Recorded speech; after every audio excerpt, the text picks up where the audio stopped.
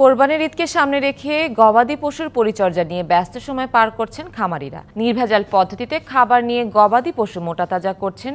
তবে পশু খাদ্যের দাম বাড়ায় ন্যায্য মূল্যে মিলবে কিনা তা নিয়ে শঙ্কায় খামারিরা। ঝালকাঠিতে ঈদুল আজহাকে ঘিরে বিক্রয়যোগ্য পশুগুলোর নেওয়া হচ্ছে বাড়তি যত্ন। প্রতিদিন খড় ও ঘাসের সঙ্গে খাওয়ানো হচ্ছে সুষম খাবার। অনেক খামারে গরু বিক্রির আগাম কার্যক্রমও শুরু হয়েছে। প্রস্তুত করা হচ্ছে দেশি, অস্ট্রেলিয়ান হলস্টিন সহ বিভিন্ন জাতের গরু। তবে এবছর গোখাদ্যের দাম বেশি হওয়ায় পশুর ন্যায্য দাম নিয়ে দুশ্চিন্তায় খামারিরা। গোখাদ্যের যে দাম, এই অবস্থা আমাদের গরুগুলো আমরা যে লাভ আশাবাদী তো ছিলাম, হয়তোবা হবে না, হয়তোবা কিছু কম হবে, কিন্তু লাভ হবে। জেলায় এবার প্রস্তুত করা হচ্ছে ৩১,০০০ গবাদি পশু। খামারিদের প্রাকৃতিকভাবে পশুপালনের পরামর্শ দেওয়া হচ্ছে বলে জানালেন প্রাণী সম্পদ বিভাগ। আমরা রুট লেভেলে তদারকি করছি, খামার টু খামার, সেখানে কোনো স্টেরয়েড বা অবৈধ কোনো ওষুধ খাওয়ানো হয় না। আর হাটগুলো তো আমরা প্রত্যেকটা হাটে আমাদের ভেটেরিনারি মেডিকেল টিম থাকবে, আমরা সার্বক্ষণিক তদারকি করব।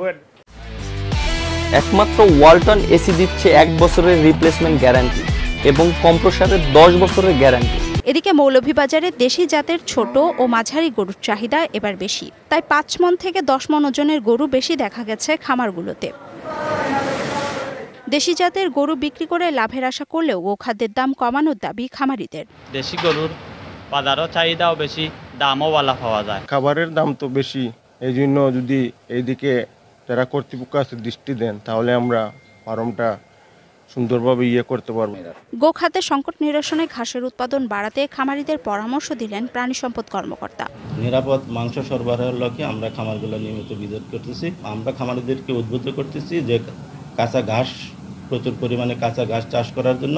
মৌলভীবাজারে ছোট বড় ৫,৩৬৭টি খামার রয়েছে। Arghamitra Tarafdar, DBC news desk.